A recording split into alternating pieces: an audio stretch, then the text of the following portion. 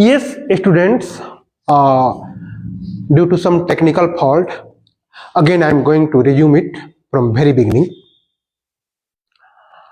फिर से मैं बता रहा हूं, जैसे कि मैं आप सबके लिए आज यहां पर टेंस चैप्टर के साथ उपस्थित हुआ हूं और हम बता रहे थे कि यहां पर 3 सेंटेंस दिए गए हैं, तो और तीनों सेंटेंस से हम टेंस की जानकारी प्राप्त करेंगे. In the first sentence you are looking here,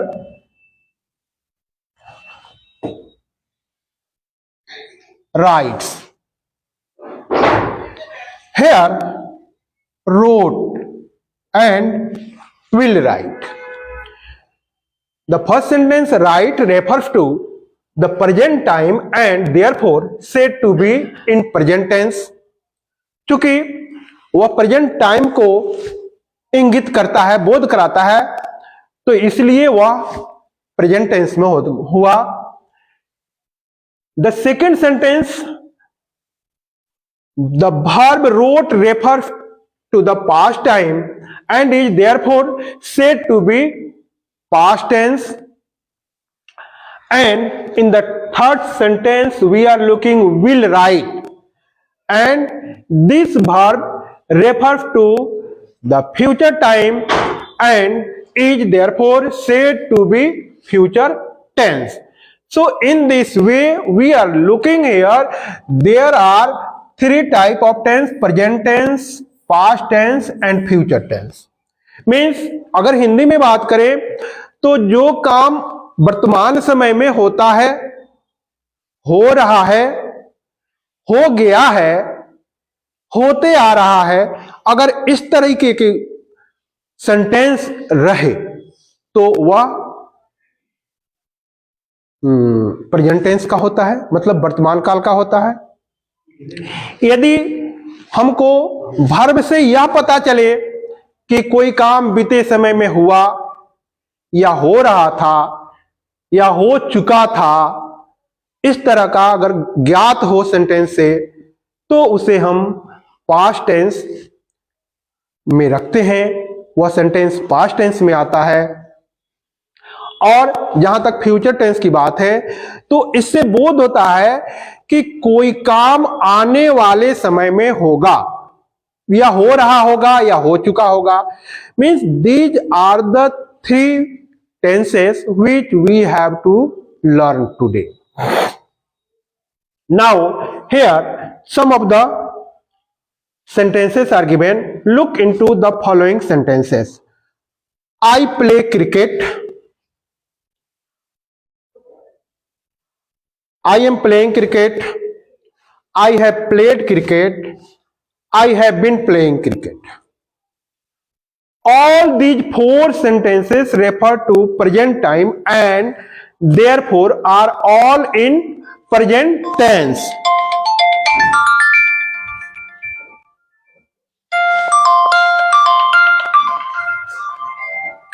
Okay, so अब हम लोग इस 4 प्रकार का जो टेंस है, अगर बात करते हैं तो चारों प्रकार के टेंस को तो देख लीजिए. यहां पर पहले में केवल प्ले दिख रहा है, दूसरे सेंटेंस में एम प्लेइंग, तीसरे सेंटेंस में हैव प्लेड और चौथे सेंटेंस में हैव बीन प्लेइंग. मीन्स ये जो वर्ब होता है, वर्ब का ही रूप परिवर्तित हो रहा है. कभी play, am playing, have played, have been playing, या फिर प्लेज का यूज होता है, प्लेड का यूज हुआ है. तो इस प्रकार से जो ये टेंस है अलग अलग, और सभी ये टेंस प्रेजेंट टाइम को ही इंगित करते हैं. अगर बात करें इसका हिंदी मीनिंग की, तो आई प्ले क्रिकेट का हिंदी हो गया मैं क्रिकेट खेलता हूं. आई एम प्लेइंग क्रिकेट, इसकी बात करें तो मैं क्रिकेट खेल रहा हूं. आई हैव प्लेड क्रिकेट की बात करें तो इसका होगा मैं क्रिकेट खेल लिया हूं या मैं क्रिकेट खेल चुका हूं। I have been playing cricket अगर इसकी बात करें तो हो जाएगा मैं क्रिकेट खेलते आ रहा हूं। तो इस तरीके से ये हमारे जो चारों टेंस है। अब इसके बाद में हम देखते हैं कि किस तरीके से जो अलग अलग टेंस है इसके बारे में जानकारी प्राप्त करते हैं।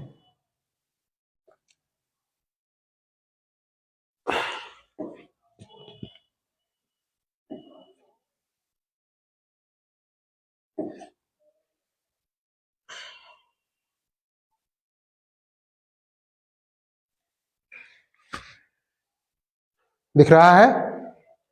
सो the present tense has 4 forms. Simple present, present continuous, present perfect and present perfect continuous. तो प्रेजेंट टेंस में ये 4 काइंड हो गए। समय को हम बताते हैं, इस समय को ही बताया जाता है टेंस के माध्यम से। टेंस का हिंदी भी होता है काल। तो जब ये 4 प्रकार के टेंस हो गए प्रेजेंट टेंस में, इसी प्रकार से just as the present tense the past tense also has the following 4 forms. Present tense के तरह पास्ट टेंस के भी 4 फॉर्म होते हैं, 4 प्रकार होते हैं। Simple past tense, past continuous tense, past perfect tense and past perfect continuous tense.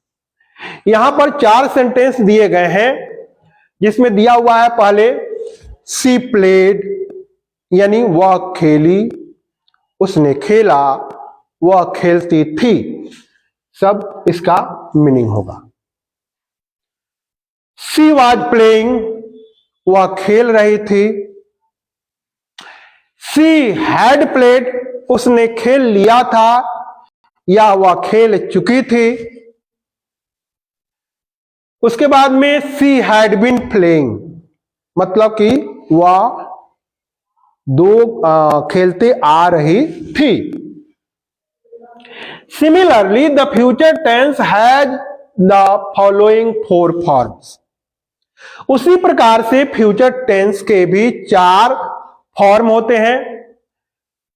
Simple future, future continuous, future perfect, future perfect continuous.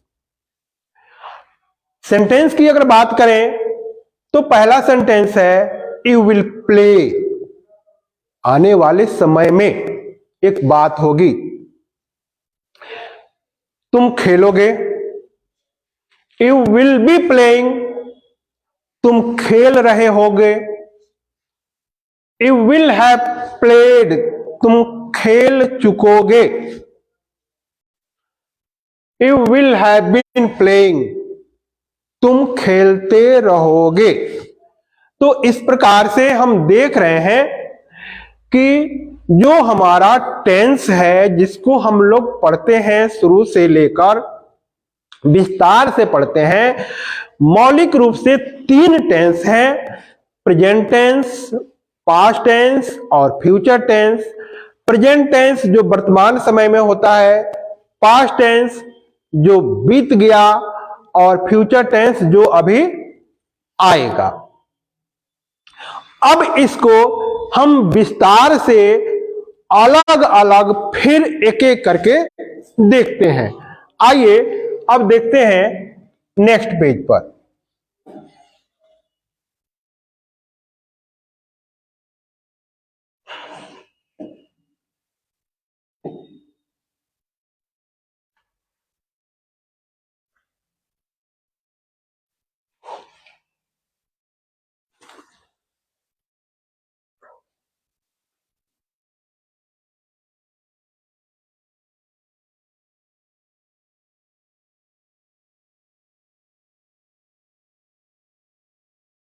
Yes,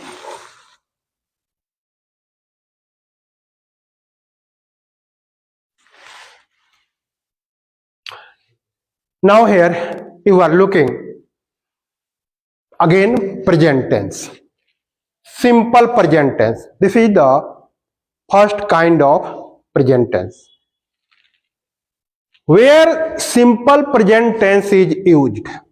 कहां कहां सिंपल प्रेजेंट टेंस का इस्तेमाल किया जाता है? टू एक्सप्रेस यूनिवर्सल ट्रूथ और general truth, मतलब कि जो सर्वमान्य सत्य होता है, जो सामान्य सत्य होता है, जिसको सब कोई स्वीकारते हैं, वहां पर हम सिंपल प्रेजेंट टेंस का प्रयोग करते हैं। मतलब कि उसमें कोई काट नहीं सकता है। The sun rises in the east, सूरज पूरब में उगता है। The earth moves round the sun, पृथ्वी सूर्य का चक्कर लगाती है। 2 and 2 makes 4।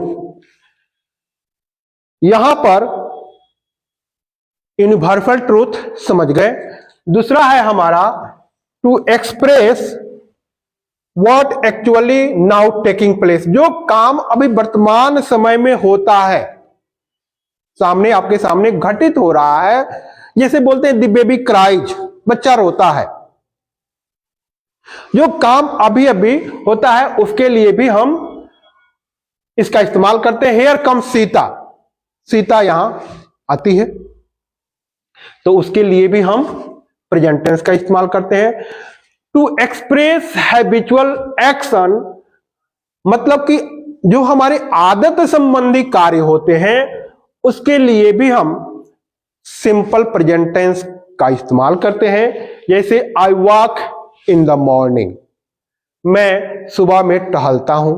ये क्या है? हैबिट है, आदत है।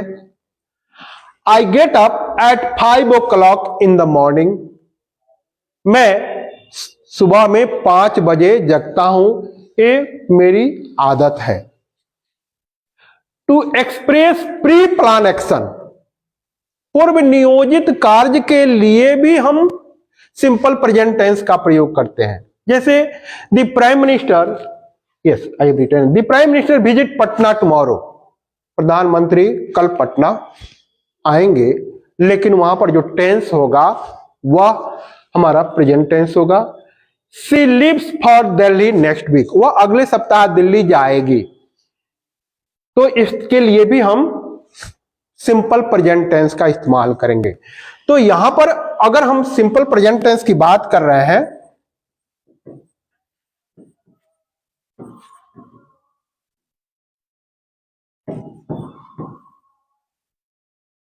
तो अब देख लेते हैं। यूज तो देख लिए, फॉर्म इसका देखते हैं। इतना तो हम पहले से सीखते आए हैं कि जो हमारा सब्जेक्ट, वर्ब और ऑब्जेक्ट का जो रूल होता है वो अंग्रेजी में लागू होता है। कभी भी हम सबसे पहले लिखते हैं सब्जेक्ट, फिर उसके बाद में वर्ब और फिर उसके बाद में ऑब्जेक्ट। दिस इज द मौलिक form, fundamental form of English. तो सब्जेक्ट के स्थान पर जो भी रहेगा वो तो रहेगा ही। हम उसके बाद में देखते हैं जो वर्ब है, जैसे कि हम लोग देखे थे, कभी राइट हो रहा था, कभी राइट हो रहा था, कभी रोट हो रहा था, कभी राइटिंग हो रहा था। तो निश्चित रूप से जो हमारा वर्ब है इसका रूप बदलता है। जो टेंस है उसमें वर्ब का ही रूप परिवर्तन होता है, वही टेंस है। अगर वर्ब के रूप के बारे में जान गए तो फिर टेंस में कोई परेशानी नहीं होगी, और जो इसका यूजेज है वो जान गए तो आइए अब देखते हैं। हम लोग यहां पर फॉर्म की बात करें तो सबसे पहले सिंपल प्रेजेंट है, तो सिंपल प्रेजेंट में सब्जेक्ट तो रहेगा जी, और जो हमारा वर्ब होता है वह फंडामेंटल यानी मूल रूप में जब रहता है तो उसका इस्तेमाल करते हैं। इसके लिए अगर बात करें तो V1 या V5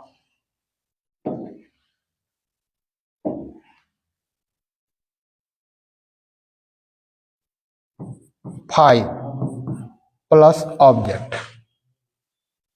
मतलब वर्ब की जब बात हम कर रहे हैं यहां पर, तो आइए उसको भी सीख लेते हैं हम लोग।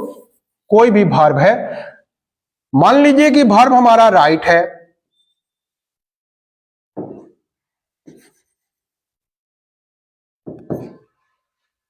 ये राइट जो लिखा हुआ है वो अपने रूट फॉर्म में है, और हम जानते हैं कि कोई भी वर्ब अपने रूट फॉर्म में रहता है तो वह अपने प्लूरल फॉर्म में रहता है। तो ये रूट फॉर्म हुआ। अब इसी को हम लोग कैसे आगे बढ़ाते हैं, अगर इसी को जैसे V1 लिखे हैं यहां पर, तो यही हमारा V1 हो गया, यानी वर्ब का पहला रूप जो रूट फॉर्म होता है। इसके बाद में दूसरा रूप होता है वर्ब का, वो होता है रोट। अगर तीसरे रूप की बात करें तो वो हो जाता है रिटन। ये 3 है। फिर चौथा भी हम लोग सीखते हैं, जिसमें राइट वर्ब के पहले रूप में आईएनजी लगा देते हैं तो चौथा हो जाता है। आइए अब देख लेते हैं उसको भी, जब देख ही रहे हैं तो। ये चौथा हो गया। और जो पांचवा होता है वर्ब का पांचवा रूप, वो हो जाएगा आपको राइट्स। तो ये जो 5 फॉर्म है, इसको हम लोग बोलते हैं प्रेजेंट प्लूरल। इसका नाम दिया गया है राइट। जो हमारा रूट फॉर्म है वो प्रेजेंट प्लूरल होता है। ये पास्ट फॉर्म होता है रोट। वर्ब का जो दूसरा फॉर्म होता है वो पास्ट फॉर्म होता है। जो तीसरा होता है वो पास्ट पार्टिसिपल होता है। जो चौथा होता है वो प्रेजेंट पार्टिसिपल होता है। और जो पांचवा होता है वो प्रेजेंट सिंगुलर होता है। वर्ब का जो रूट फॉर्म होता है वो प्लूरल फॉर्म में होता है, और जो पांचवा फॉर्म होता है वो सिंगुलर फॉर्म में होता है। तो इस तरीके वर्ब में जब भी हम एस या एफ लगाते हैं तो वह हो जाता है सिंगुलर फॉर्म। इसको हमेशा हम लोगों को याद रखना चाहिए। अब ये जो 5 फॉर्म है, इसी 5 फॉर्म के आधार पर हम पूरे टेंस को सीखते हैं, और जरूरत पड़ने पर हम सहायता लेते हैं। सहायता किससे? सहायक क्रिया से, जिसको ऑक्सिलरी वर्ब या हेल्पिंग वर्ब कहते हैं। जब जिसकी जरूरत पड़ी तब उसका हम लोग इस्तेमाल कर लेते हैं।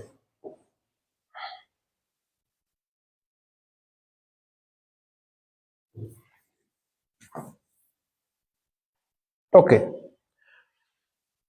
तो जैसे मान लीजिए अब यहां पर द सन अगर सब्जेक्ट हो गया तो राइजेज यहां पर पांचवा रूप वर्ब हो गया, और इन द ईस्ट जो रिमेनिंग पार्ट हो गया। कोई जरूरी नहीं है कि वर्ब में ऑब्जेक्ट रहे ही रहे। बहुत बार क्या होता है कि केवल सब्जेक्ट और वर्ब रहता है, हमारा सेंटेंस ओके होता है। सी प्लेज चेस, वह शतरंज खेलती है। इस तरीके से हमारा ये फॉर्म हो गया। हम अगर बात करते हैं इसका निगेटिव बनाने के लिए, तो उसमें भी क्या करते हैं कि हम जो यहां पर सब्जेक्ट तो रहेगा ही, उसमें कोई दिक्कत नहीं है, और सब्जेक्ट के बाद में जरूरत के अनुसार हम निगेटिव लगा देते हैं। वो निगेटिव लगाने के लिए डू या डज का इस्तेमाल करते हैं। और जैसे ही डू या डज होगा तो फिर यहां पर वर्ब का पहला रूप ही आएगा, दूसरा कोई नहीं आएगा।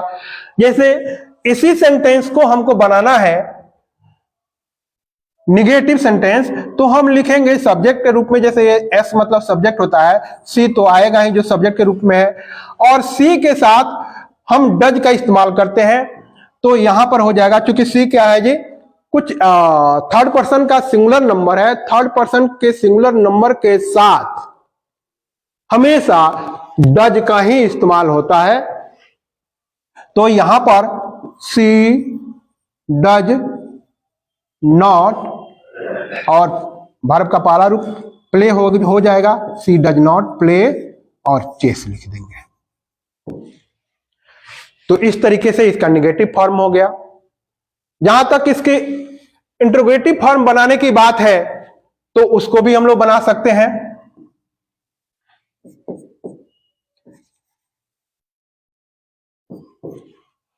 इंट्रोगेटिव फॉर्म बनाने के लिए हम फिर जो हमारा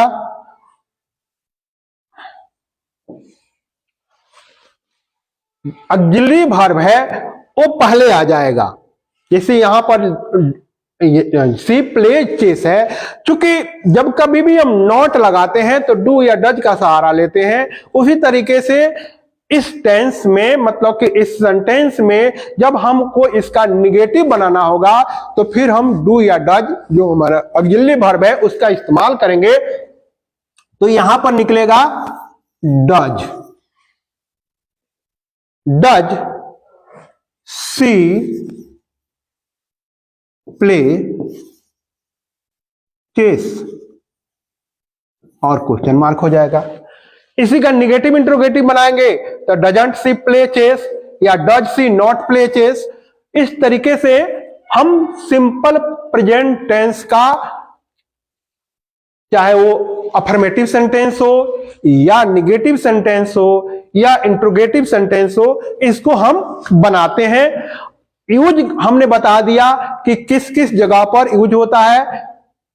तो आपके सामने फिर से मैं एक बार रिमाइंड कर दे रहा हूं, जो हमारा सर्वमान्य सत्य है वहां पर होता है, जो अभी अभी घटना घटित होती है उसके लिए भी होता है, जो हमारा हैबिचुअल एक्शन होता है उसके लिए भी होता है, जो हमारे मतलब कि रिचुअल फंक्शंस होते हैं और जो शुरू से होते आ रहा है उसके लिए भी होता है। जैसे मान लीजिए आप बोलते हैं कि हिंदू लोग मंदिर में पूजा करते हैं, मुस्लिम लोग मस्जिद में पूजा करने जाते हैं, तो पहले भी जाते थे अभी भी जाते हैं, कोई नहीं कहेगा कि वे जाते थे या अभी भी जा रहे हैं। तो इस तरह के जो टेंस होते हैं वो हमेशा सिंपल प्रेजेंट टेंस में होते हैं। Okay children, now coming to the next,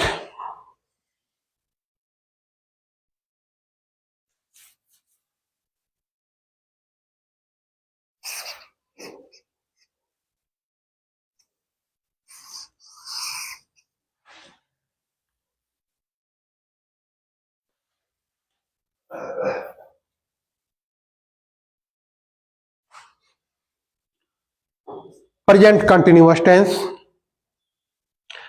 present continuous जैसे प्रेजेंट टेंस में इसको हिंदी में हम लोग, वह पढ़ता है, खाता है, मंदिर में पूजा करने जाता है, सूरज पूरब में उगता है, वो देखे थे।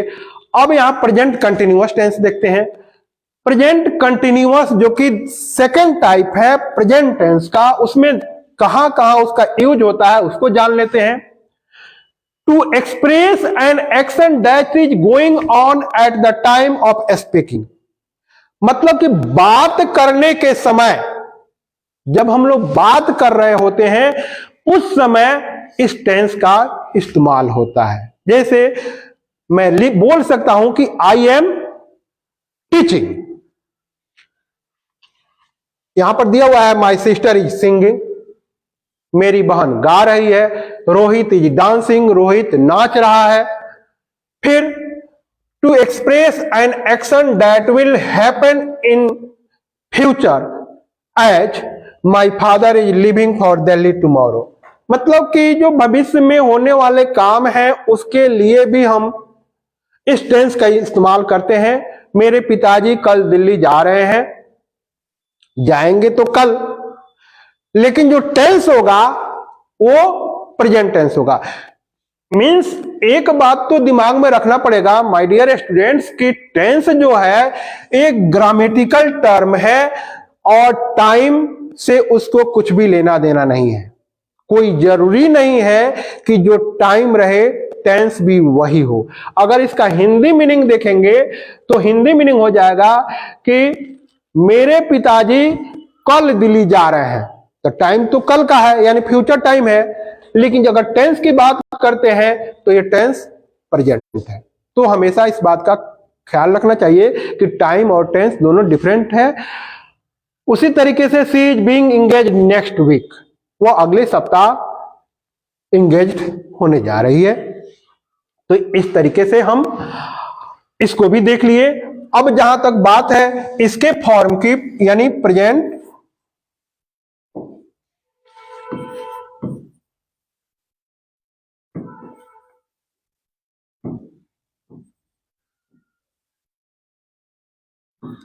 कंटिन्यूअस की जहां तक बात है,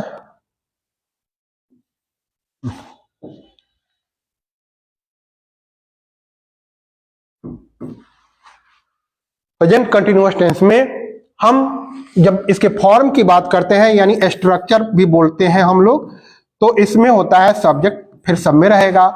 इसमें जरूरत के अनुसार हम 3 ऑक्सिलरी वर्ब यानी 3 हेल्पिंग वर्ब, 3 सहायक क्रियाओं का इस्तेमाल करते हैं। जैसे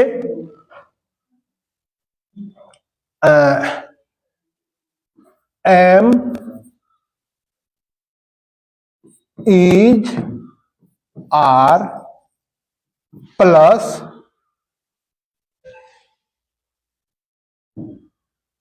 वर्ब का यहां चौथा रूप होगा और प्लस ऑब्जेक्ट होगा। तो इस तरीके से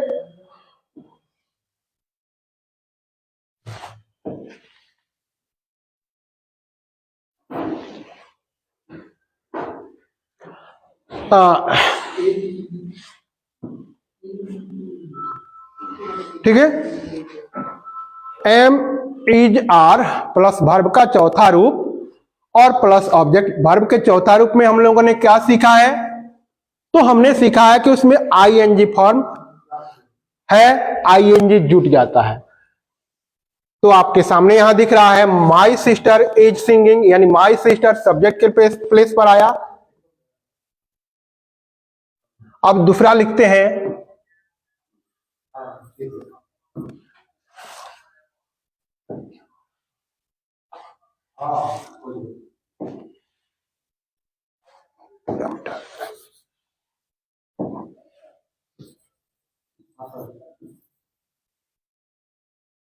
माई सिस्टर।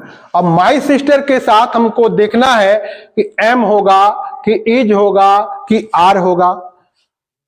तो माई सिस्टर चूंकि सिंगुलर फॉर्म में है इसलिए इज होगा। तो माई सिस्टर इज, वर्ब का यहां चौथा रूप है, तो सिंग है तो सिंगिंग हो जाएगा, माई सिस्टर इज सिंगिंग। आपका सेंटेंस यहां पर कंप्लीट हो गया। आप चाहें तो इसके बाद में ऑब्जेक्ट डाल सकते हैं, सिंगिंग और सॉन्ग लिख सकते हैं, नहीं भी डालेंगे तभी भी कोई फर्क नहीं पड़ता, सेंटेंस आपका कंप्लीट है। फिर अगर हमको इसका निगेटिव सेंटेंस बनाना है, जैसे मेरी बहन गीत गा रही है, मेरी बहन गीत नहीं गा रही है, तो यहां पर नॉट लगा देंगे, my sister is not singing a song.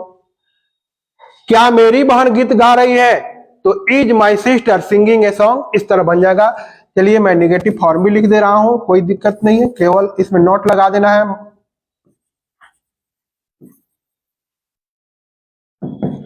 Is not singing a song. इसी का अगर मान लीजिए आप इंट्रोगेटिव बनाना चाहते हैं, तो वो हो जाएगा, यही इज पहले आ जाएगा, जो यहां पर लगा हुआ इज वो पहले आ जाएगा, जो हमारा ऑक्सिलरी वर्ब है वो पहले आ जाएगा। तो हो जाएगा is my sister singing a song, question mark रहेगा क्योंकि इंट्रोगेटिव सेंटेंस है। क्या मेरी बहन गीत गा रही है? तो हमने प्रेजेंट कंटिन्यूअस जो कि प्रेजेंट टेंस का दूसरा रूप है उसका देखा कि कहां कहां इस्तेमाल होता है। तो कहां इस्तेमाल होता है? जो काम अभी अभी घटित हो रहा है यानी बोलने के समय, और जो हमारा प्लान बना हुआ है उसके लिए भी यूज होता है। अगर फॉर्म की बात करते हैं तो फॉर्म सब्जेक्ट रहेगा, सब्जेक्ट के बाद में एम इज आर रहेगा, वर्ब का चौथा रूप, और फिर उसके बाद में ऑब्जेक्ट रहेगा। इस तरीके से हमारा ये सेंटेंस बनता है। आइए कुछ आगे चलते हैं।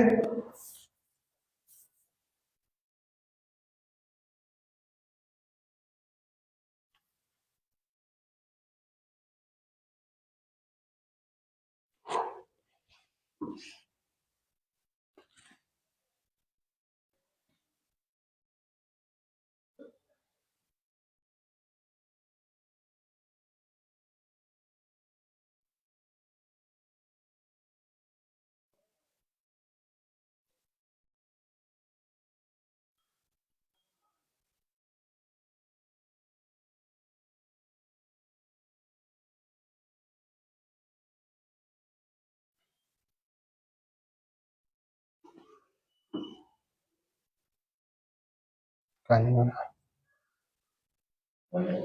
हम्म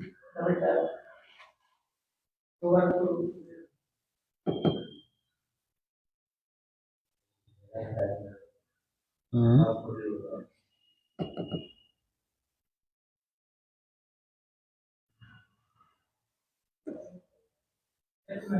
हम्म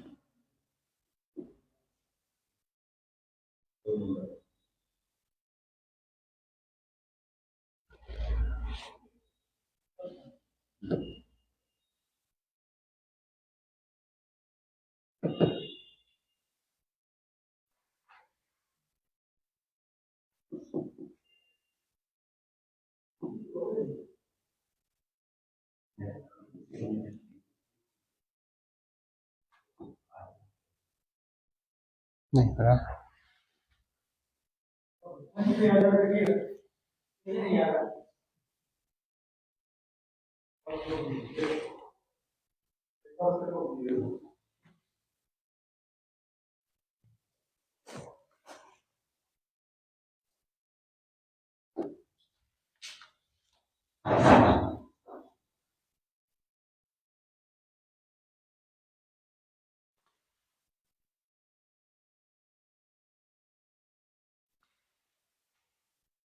सॉरी फॉर इनकन्वीनियंस स्टूडेंट्स, थोड़ा सा टेक्निकल प्रॉब्लम के चलते ऐसा हो रहा था।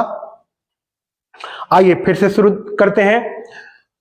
जहां तक पढ़े थे उसके बाद में हम लोग सिंपल प्रेजेंट टेंस और प्रेजेंट कंटिन्यूअस देख लिए थे। इसके बाद में जो अगला टेंस है वह है प्रेजेंट परफेक्ट टेंस। मतलब कि परफेक्ट का हिंदी होता है पूर्ण। प्रोग्रेसिव इसके पहले पढ़े थे, यानी प्रेजेंट कंटिन्यूअस। कंटिन्यूअस मतलब जारी है, जो काम जारी था रहता है उसके लिए प्रेजेंट कंटिन्यूअस, और जो काम वर्तमान समय में पूर्ण हो चुका है इसके लिए हम लोग अभी देखेंगे कि कहां कहां इसका यूज होता है। तो सबसे पहला है to mark an action that has just been completed. Means वैसा काम जो अभी तुरंत समाप्त हुआ है, मतलब कि उसका प्रभाव दिखता है। यहां पर जैसे दिया हुआ है द सन हैज सेट, सूरज डूब गया है, लालिमा दिख रही है। ये कुछ इस तरीके का, जैसे मान लीजिए आई हैव ईटन, मैंने खा लिया है। और खा लिए हैं तो खाने का जैसे मान लीजिए डकार वगैरह लेना या फिर कुछ उस तरह का आपके चेहरे से दिखाई देता है तो पता चलता है काम अभी अभी समाप्त हुआ है।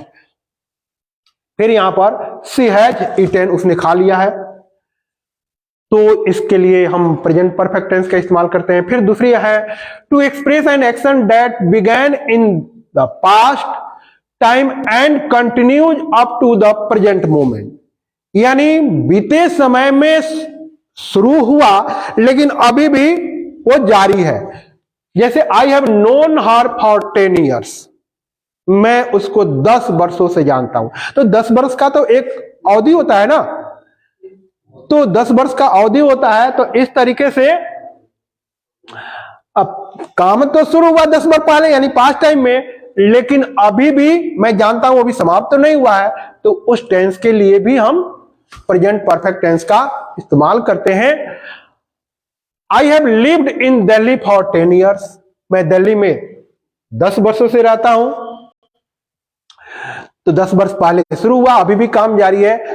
अब हम लोग बात कर लेते हैं इस टेंस के स्ट्रक्चर यानी फॉर्म की।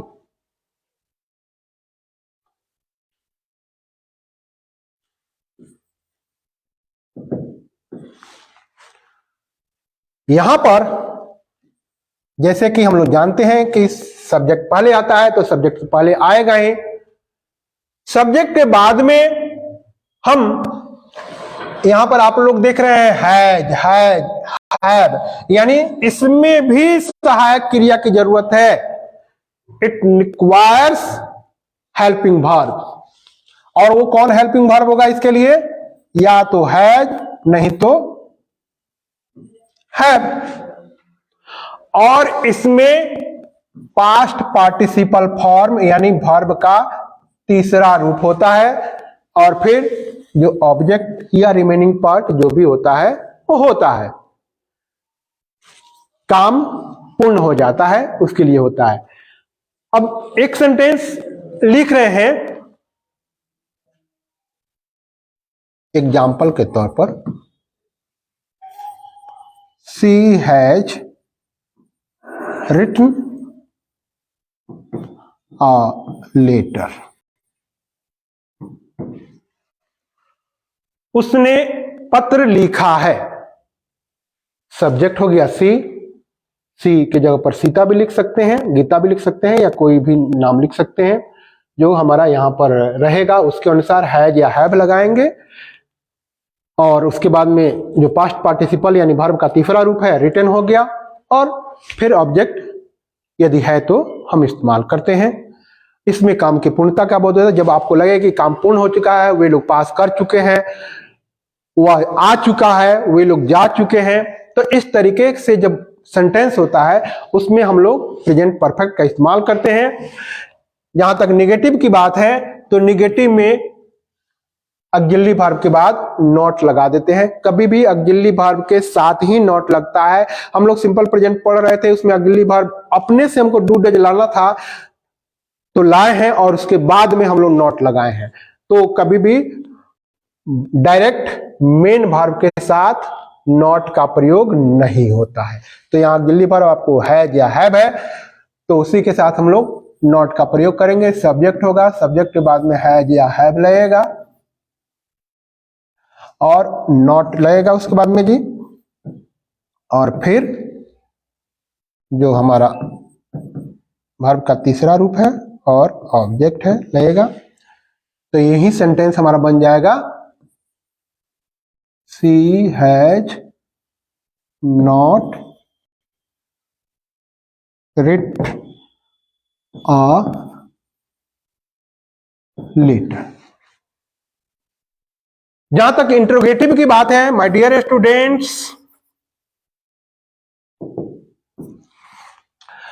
तो पुनः वही काम करेंगे जो करते आ रहे हैं। जो हमारा ऑक्सिलरी वर्ब है उसको वाक्य के शुरू में रखते हैं, उसके बाद में सब्जेक्ट, और फिर जैसे बनाना है वैसे बनाते हैं।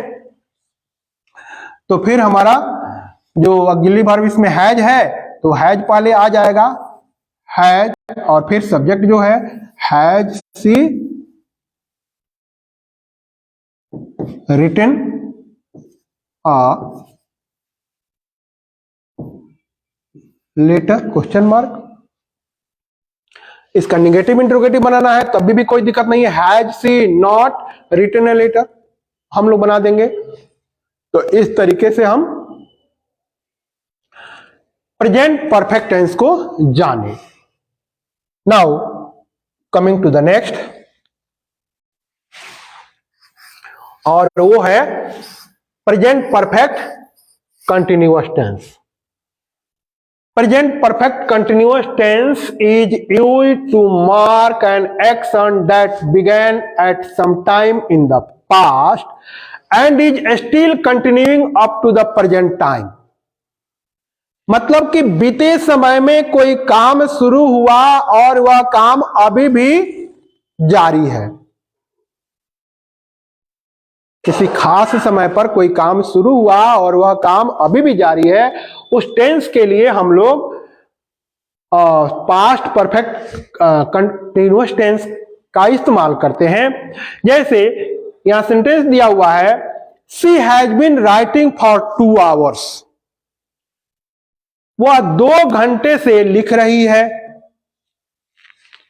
आई have been teaching for 20 years। मैं 20 वर्षों से पढ़ा रहा हूं, यानी 20 वर्षों से पढ़ाते आ रहा हूं।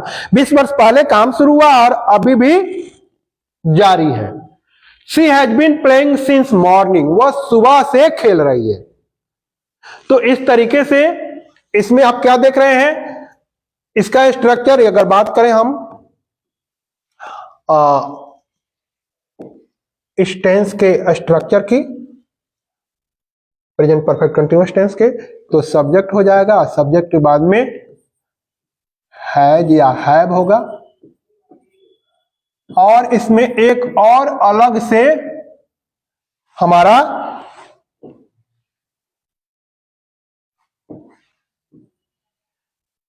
ये ऑक्सिलरी वर्ब लगता है, उसके बाद में वर्ब का जो यहां पर आईएनजी फॉर्म लगता है यानी चौथा रूप लगता है, प्लस ऑब्जेक्ट होता है, और जरूरत के अनुसार हम सिंस या फॉर का इस्तेमाल करते हैं।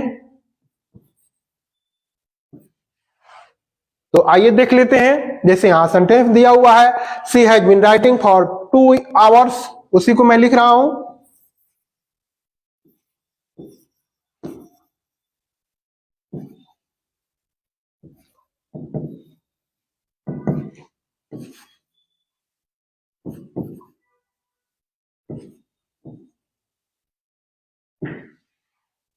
She has been writing for 2 hours, वह 2 घंटे से लिख रही है। हम यहाँ पर ऑब्जेक्ट नहीं था तो नहीं दिए, यहाँ पर अगर ऑब्जेक्ट रहता she has been writing a letter for 2 hours तो वो भी हो जाता। यहां पर आप देख रहे हैं कि सिंस मॉर्निंग दिया हुआ है, तो दिमाग में रखना चाहिए कि फॉर और सिंस दोनों होता है। फॉर होता है किसके लिए? पीरियड ऑफ टाइम के लिए, और सिंस होता है पॉइंट ऑफ टाइम के लिए।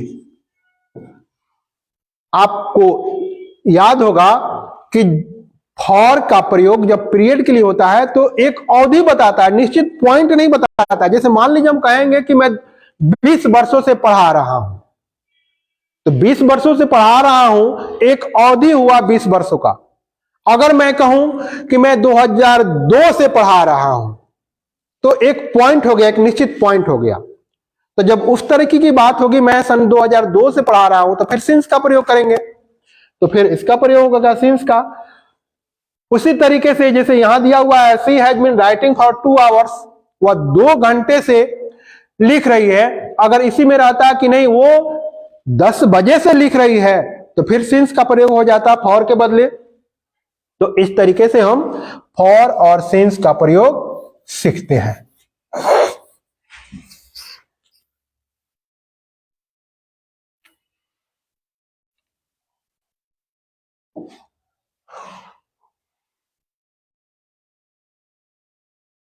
Now,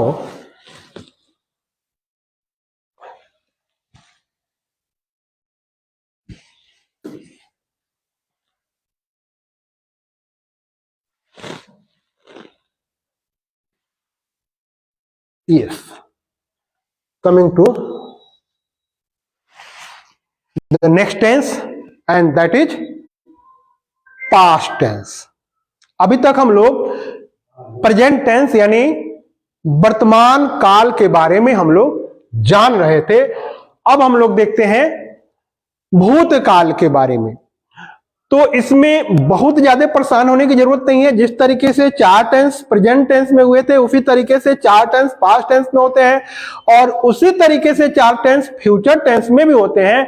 बस उसका यूज देख लेना है कि कहां कहां यूज होता है, और जो उसका फॉर्म होता है वो देख लेना है, यानी कहां कहां वो जो टेंस है ना, कहां कहां वो किस किस हेल्पिंग वर्ब को मांग रहा है। जहां बुलाएगा वहां देंगे, जहां नहीं बुलाएगा नहीं देंगे। अब देख ले, अगर अपने से काम चल जाएगा तो ठीक है, नहीं अपने से काम चलेगा तो हेल्पिंग वर्ब को तो लेना पड़ेगा। और सबका अपना अपना हेल्पिंग वर्ब है, नहीं जी, सबका असिस्टेंस होता है ना, एक असिस्टेंस से सबका काम थोड़े ना चलता है। जिसका जो असिस्टेंस होता है, जिसका जो हेल्पर होता है, उसके साथ काम करता है। अब ये जो अलग अलग टेंस है, सब अपना अपना हेल्पर रखा हुआ है। अब देखिए कौन अपना हेल्पर है, याद रखना है कि कौन टेंस का हेल्पर कौन है, अपना अपना हेल्पर को सब बुलाता है जरूरत के अनुसार।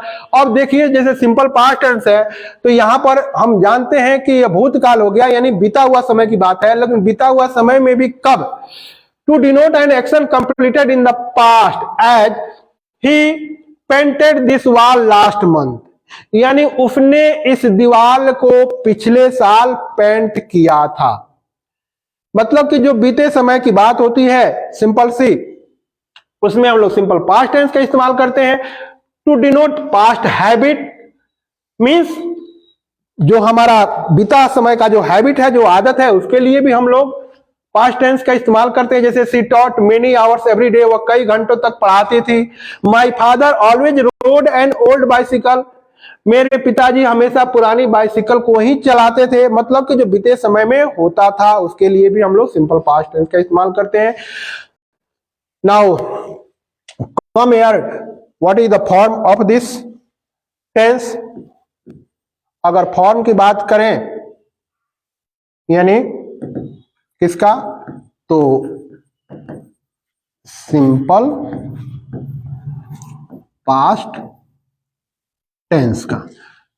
तो इसमें जी सब्जेक्ट होगा और वर्ब का दूसरा रूप होगा और यहां पर ऑब्जेक्ट होगा। That's all my dear students. अब दूसरा रूप जो पास्ट फॉर्म होता है, जैसे वहां दिया हुआ है उसी को लिखते हैं या फिर कोई अलग सेंटेंस लिखते हैं। जैसे मान लीजिए लिखते हैं सी मेट मी यस्टरडे, वह मुझसे कल मिली।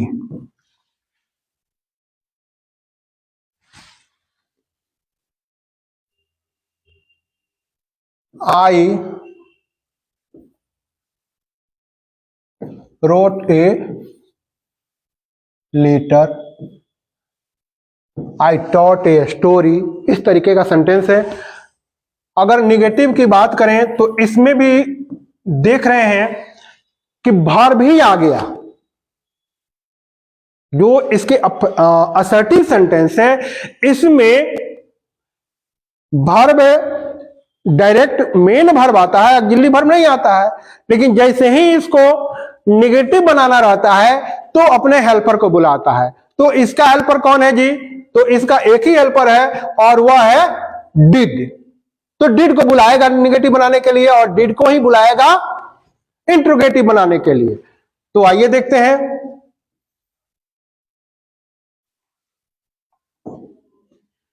पहले इसका फॉर्म मैं लिख दे रहा हूं, subject plus did plus verb का पहला रूप हो जाएगा और प्लस ऑब्जेक्ट हो जाएगा। नो सॉरी, जो मेन चीज है उधर लिख भी नहीं किए, नॉट लगाना पड़ेगा ना, तब वर्ब का पहला रूप तब ऑब्जेक्ट। इसी सेंटेंस को लिखते हैं तो ये हो जाएगा आई डिड नॉट, वर्ब का पहला रूप रोट बन जाएगा write, I did not write a letter. इसी तरीके से जब इंट्रोगेटिव बनाना होगा तो फिर इसी डिड को ले आएगा।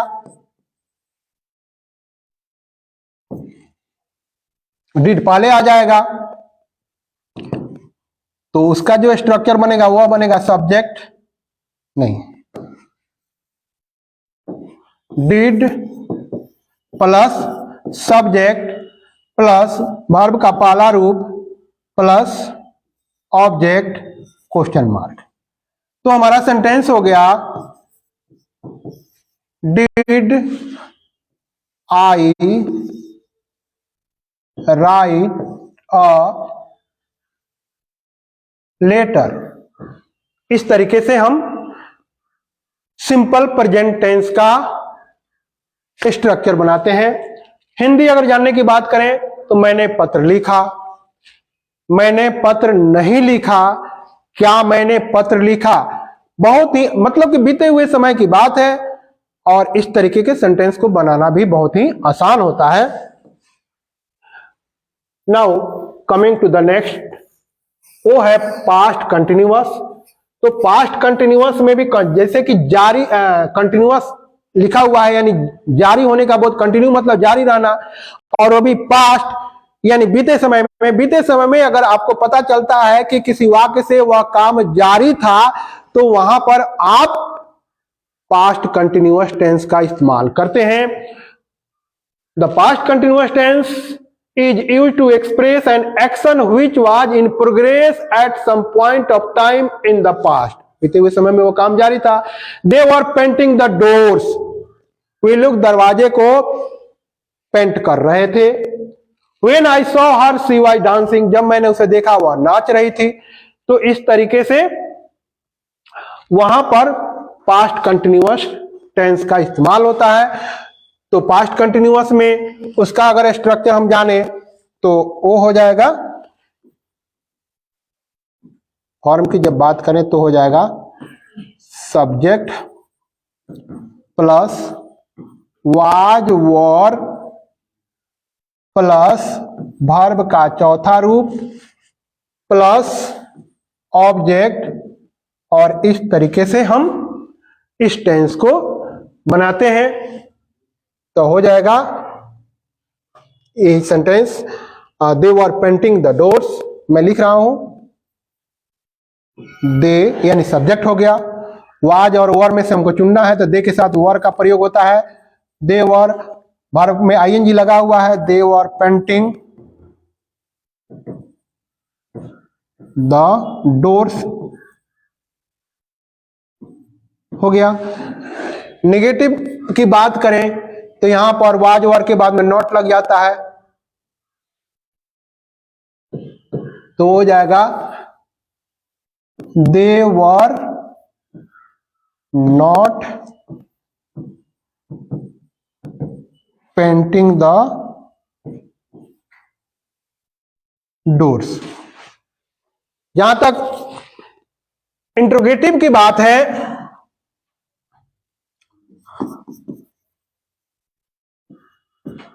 तो यही वर जो है पहले आ जाएगा, तो हो जाएगा वर दे नॉट, कहीं ये निगेटिव सेंटेंस का इंट्रोगेटिव बना देते हैं, दे वर दे नॉट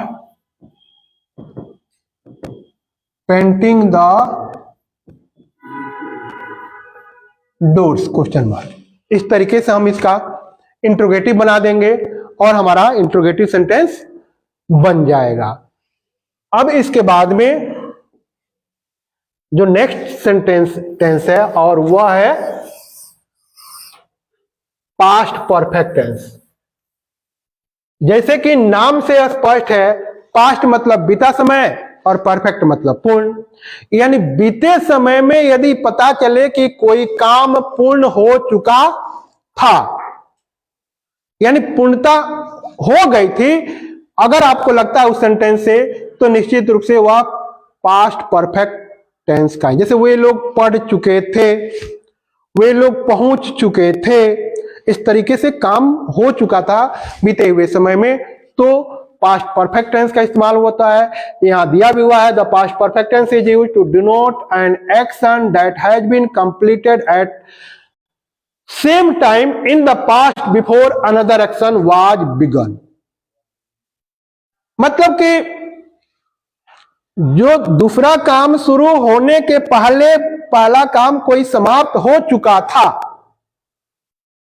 सामान्यतः बीते समय में दो काम में जो काम पहले समाप्त हो चुका था उसके लिए ही हम पास्ट परफेक्ट टेंस का इस्तेमाल करते हैं। जैसे कि यहां दिया हुआ है, the crops had dried before it rain, यानी वर्षा होने के पहले फसलें सूख चुकी थी। Students had reached the school before the bell rang, यानी घंटी बजने के पहले छात्र विद्यालय पहुंच चुके थे। हम बात कर रहे हैं इसके फॉर्म की।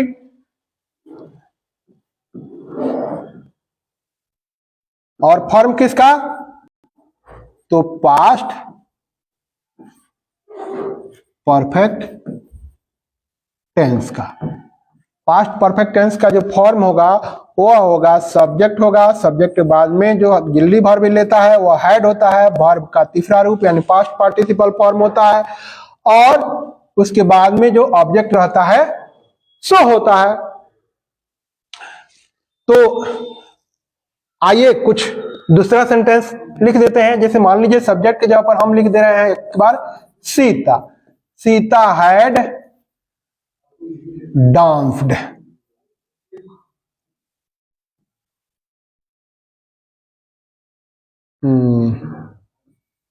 Sita had danced before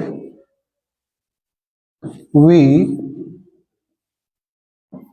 reached there।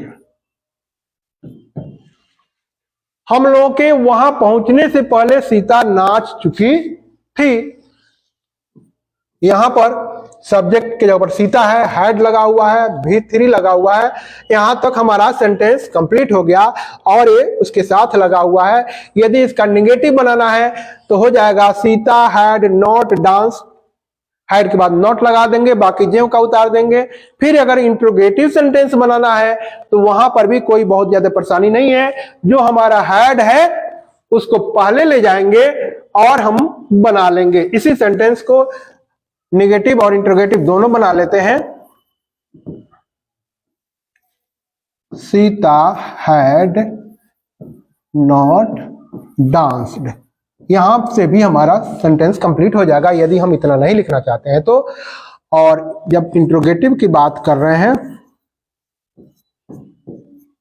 तो हो जाएगा हैड सीता डांस्ड। इस तरीके से हम देखते हैं पास्ट परफेक्ट टेंस को। Now coming to the next tense and that is past perfect continuous tense. The past perfect continuous tense is used to denote an action that began before a certain point in the past and continued up to that time, as she had been reading for 2 hours. यानी किसी निश्चित समय में पहले शुरू हुआ बीते समय में और अभी भी वह जारी था। भूतकाल में शुरू होकर ही वह काम जारी था। तो इसके लिए हम पास्ट परफेक्ट कंटिन्यूअस टेंस का इस्तेमाल करते हैं। जहां तक इसके स्ट्रक्चर की बात है तो इसके लिए होता है सब्जेक्ट प्लस हैड प्लस बिन, चौथा रूप लगेगा, ऑब्जेक्ट होगा और फिर वही सिंस फॉर का जो है हम लोग पढ़ते आए हैं। सिंस फॉर जो है जरूरत के अनुसार हम लगाते हैं।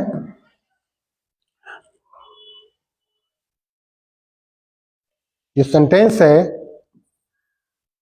She had been reading for 2 hours। ठीक है, हम इसका निगेटिव भी बना सकते हैं और इंट्रोगेटिव बना सकते हैं। निगेटिव में वही नॉट लगा देंगे और इंट्रोगेटिव में उसको पहले ले आ देंगे। बहुत कुछ करना नहीं है। आइए इसको देख लेते हैं निगेटिव बनाकर। सीता या सी है तो she had not been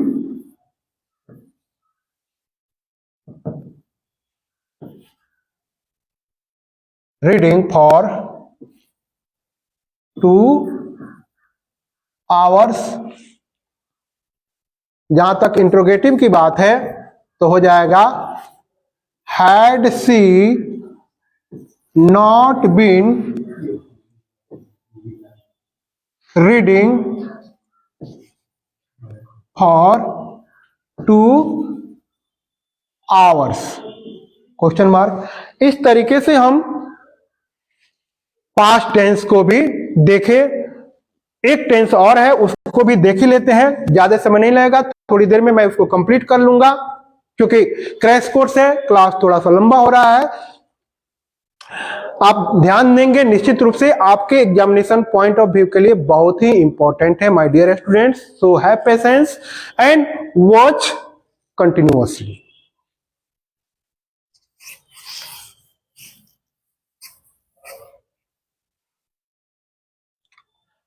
Now, next is future tense.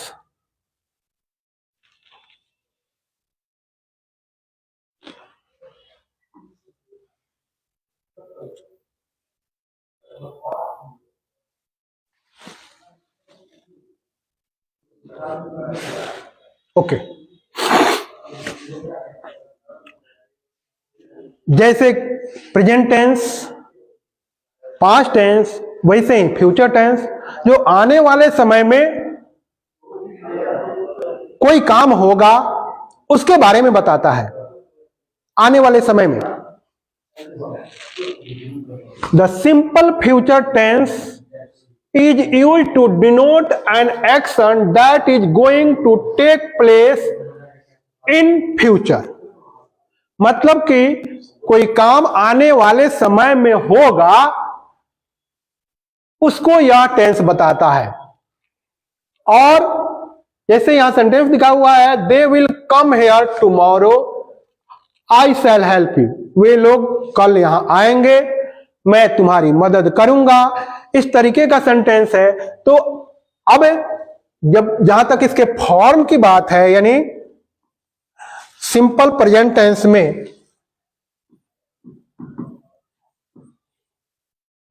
Simple present नहीं फ्यूचर,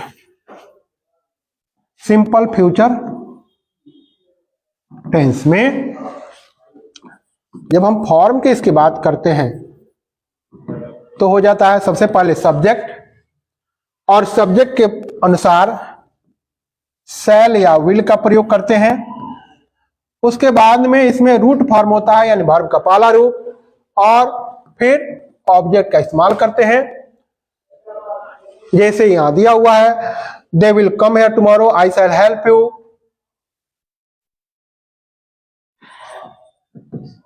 वी सब्जेक्ट के जगह पर हो गया शैल, शैल या विल में से वी के साथ शैल लगता है तो हमने शैल ले लिया।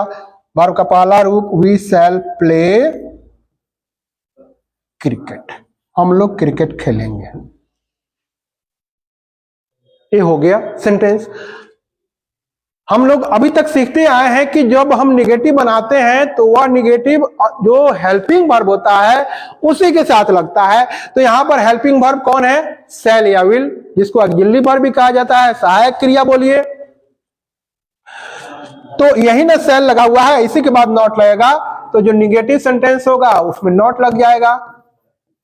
We shall not play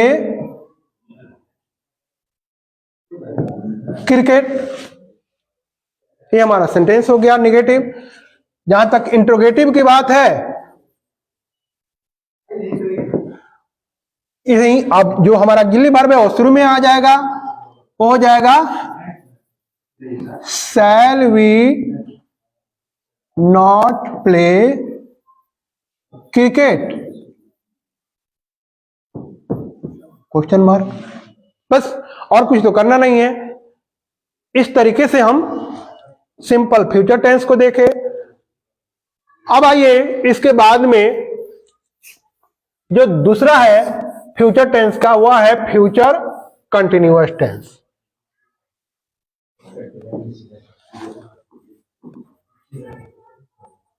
future continuous tense. हम इसके The future continuous denotes an action which will go on at some time in future. Example के तौर मतलब कि जो आने वाले समय में होता रहेगा, क्रिया जारी रहेगी। वे लोग खेलते रहेंगे, वे लोग पढ़ते रहेंगे। She will be singing in the program, वह प्रोग्राम में गीत गाती रहेगी। I shall be dancing then, मैं उस तब नाचते रहूंगा। तो इसका जो स्ट्रक्चर आप देख रहे हैं वो क्या हो जा रहा है, फॉर्म जो है वो हो जा रहा है, सबसे पहले सब्जेक्ट हो रहा है, सब्जेक्ट के बाद में शैल या विल होता है, जरूरत के अनुसार हम इस्तेमाल करते हैं। इसके बाद में एक और इसमें ऑक्सिलरी वर्ब होता है, वो बी आ जाता है, और जो वर्ब होता है वो चौथा रूप हो जाता है, और उसके बाद में ऑब्जेक्ट। जहां तक सेंटेंस है, जैसे कि इसी सेंटेंस को ले रहे हैं, सी विल बी सिंगिंग,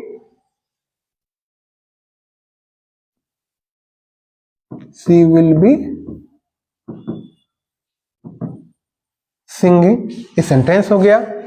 हम इसको निगेटिव बनाएंगे तो एक बात का ध्यान हम लोग जरूर रखेंगे, यहां पर विल और बी दोनों ही ऑक्सिलरी वर्ब है, लेकिन जब कभी भी हम नॉट लगाते हैं माय डियर स्टूडेंट्स, तो जो हमारा पहला ऑक्सिलरी वर्ब होता है उसी के बाद नॉट लगाते हैं। अक्सर हम वहीं पर गलती कर देते हैं कि हम यहां समझ में नहीं पाते हैं कि विल के बाद नॉट लगाएं कि बी के बाद नॉट लगाएं। तो एकदम ध्यान में रखना है कि चाहे वो एक ऑक्सिलरी वर्ब हो, दो ऑक्सिलरी वर्ब हो, तीन ऑक्सिलरी वर्ब हो, जितना भी ऑक्सिलरी वर्ब हो, लेकिन जो पहला ऑक्सिलरी वर्ब होता है उसी के बाद में हम नॉट लगाते हैं। तो पहला ऑक्सिलरी वर्ब विल है, इसलिए हो जाएगा शी विल not be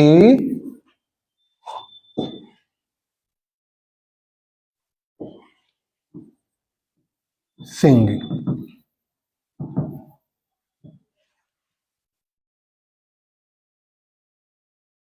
जहां तक इंट्रोगेटिव सेंटेंस की बात है, तो जो हमारा पहला ऑक्सिलरी वर्ब है वही पहले आएगा।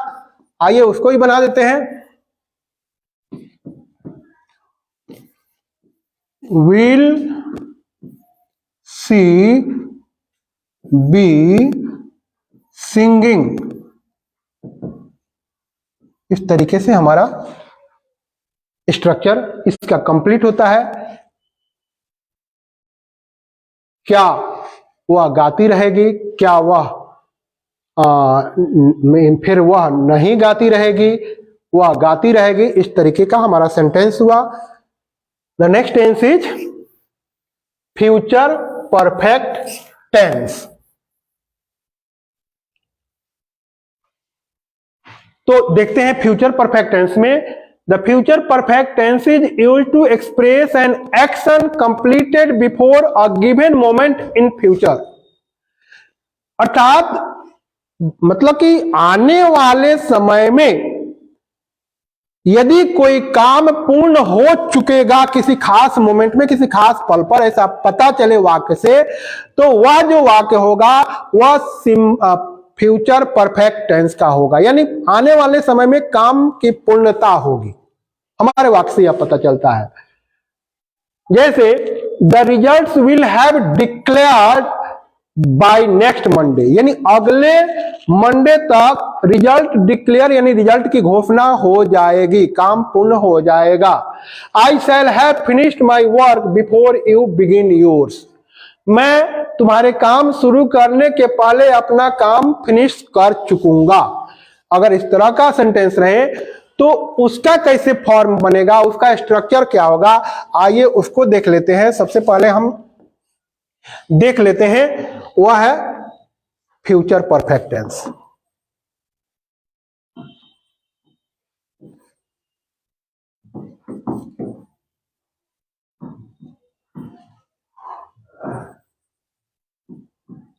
इसमें सब्जेक्ट होगा, सब्जेक्ट के बाद में जो शैल या विल लगता है वो तो लगेगा ही। एक अलग से इसमें जो ऑक्सिलरी वर्ब आएगा वह होगा हैव, और ध्यान रहे कि हैव ही होगा और कोई नहीं, हैज नहीं होता है कभी, केवल और केवल हैव होता है। और प्रत्येक परफेक्ट टेंस में, चाहे वो प्रेजेंट परफेक्ट हो, पास्ट परफेक्ट हो या फ्यूचर परफेक्ट हो, हमेशा पास्ट पार्टिसिपल यानी वर्ब 3 का ही इस्तेमाल होता है। इतना दिमाग में रखना है। Perfect tense means verb 3, continuous tense means verb 4।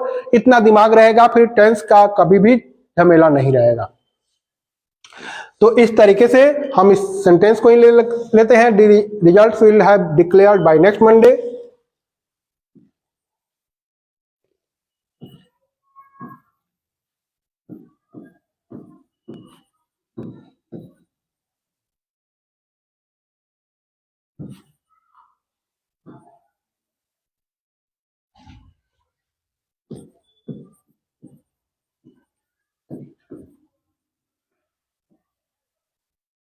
Bye next Monday.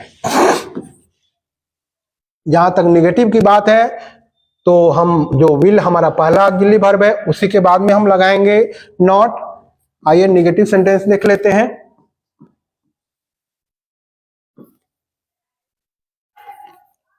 The results will not have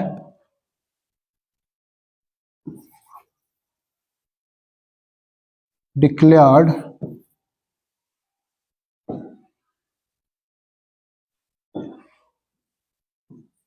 by next Monday। Interrogative देख लेते हैं। विल पहले आ जाएगा, will the results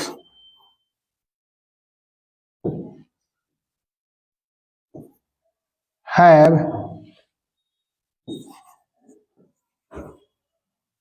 declared by next Monday question mark.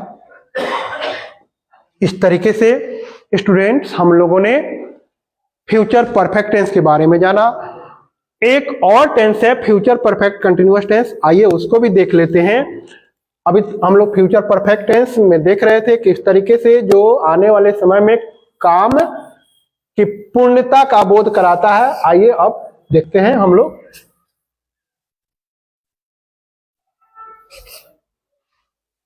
आ गया, वो है फ्यूचर परफेक्ट कंटिन्यूअस टेंस।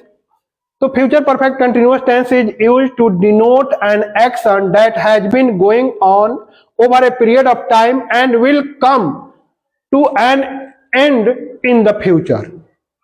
यानी बीते हुए समय में किसी खास समय से शुरू होकर और उस आने वाले समय में ही वो समाप्त हो, आने वाले समय में किसी खास समय से शुरू होकर और फिर वह समाप्त भी हो चुकेगा।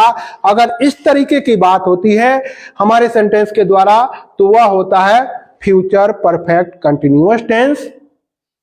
यहां दिया हुआ है उसका एग्जांपल दो।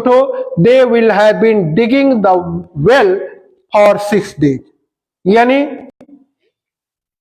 6 दिनों से वे लोग उस वेल को, वेल मीन्स कुआं को खोदते रहेंगे। यहां पर दिया हुआ है time. He will have been living in Mumbai for 10 years by the end of this month. तो इस तरीके से हमारा सेंटेंस हुआ। हम इसके स्ट्रक्चर की बात कर लेते हैं।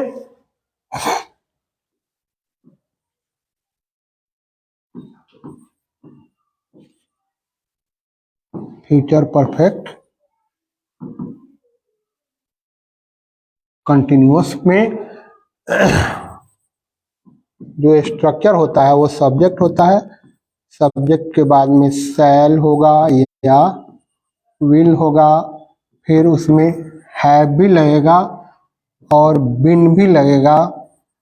पुनः जब भी कंटिन्यूअस की बात होगी तो वर्ब का चौथा रूप जरूर लगेगा, याद रखना है।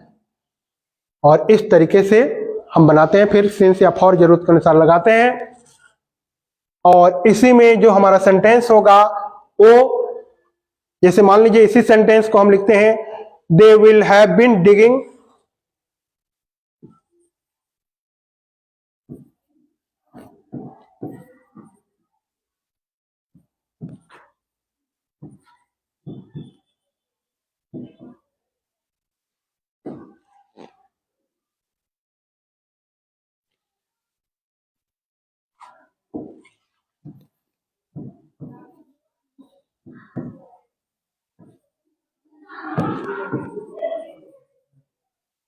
the verb for 6 days। तो अगर इसका नेगेटिव बनाना होगा तो यहां पर देखिए ए लिया है 1 2 3, 3 ठो हेल्पिंग वर्ब लिया है। और हम लोग सीखे हैं कि जो पहला हेल्पिंग वर्ब होगा उसी से नेगेटिव बनाते हैं, जो पहला हेल्पिंग वर्ब होगा उसी से इंट्रोगेटिव भी बनाते हैं। तो हमारा जो पहला यहां पर है विल है, तो यहां पर हो जाएगा they will not have been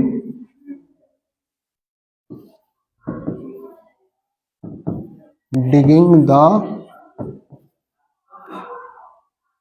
well है। Digging the well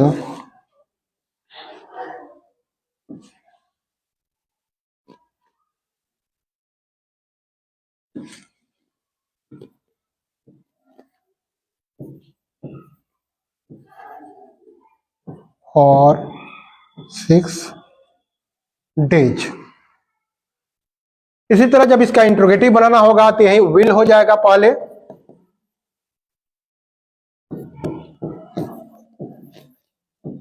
will they have been